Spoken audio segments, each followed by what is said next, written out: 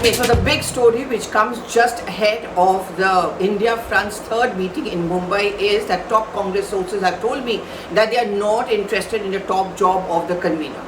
What they've said is that let the partners decide. Whoever they want to make as a convener, that doesn't really matter. We are not going to be clamoring for that post, because at the end of the day, what is most important is that there should be an India Front unity.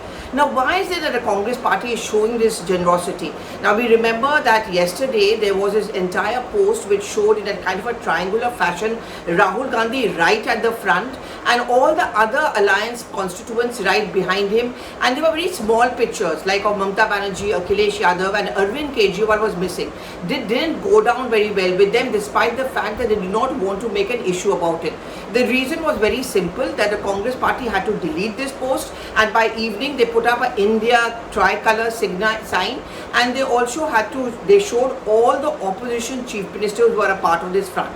Congress had to reach out to these constituents to make the point that it's not going to be acting as a big brother.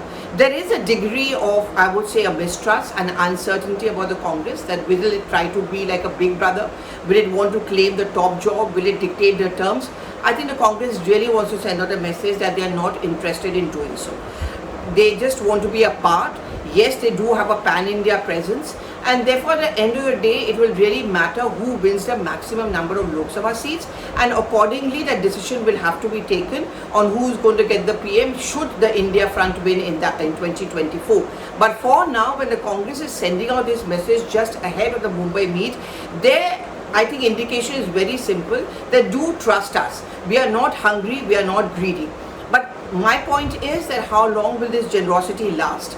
You know, when we get down to the nitty-gritty of seat allocation, will this generosity be displayed by the Congress party? Because they are also under pressure from the cadre. The party cadre would insist that Congress should not completely give away its identity, and according to them, they are more than any of these parties like TMC and Kejriwal. They don't have the kind of presence, say, the Congress party has pan-India. And in most states, it's a one-on-one fight between the Congress and the BJP. So the more the Congress cedes space, the more it goes to advantage of the BJP. And therefore, at some point of time, this generosity of the Congress party will be very difficult to show.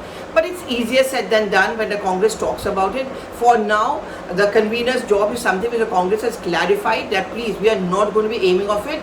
We don't even want it. So please give it to someone who you think is more deserving.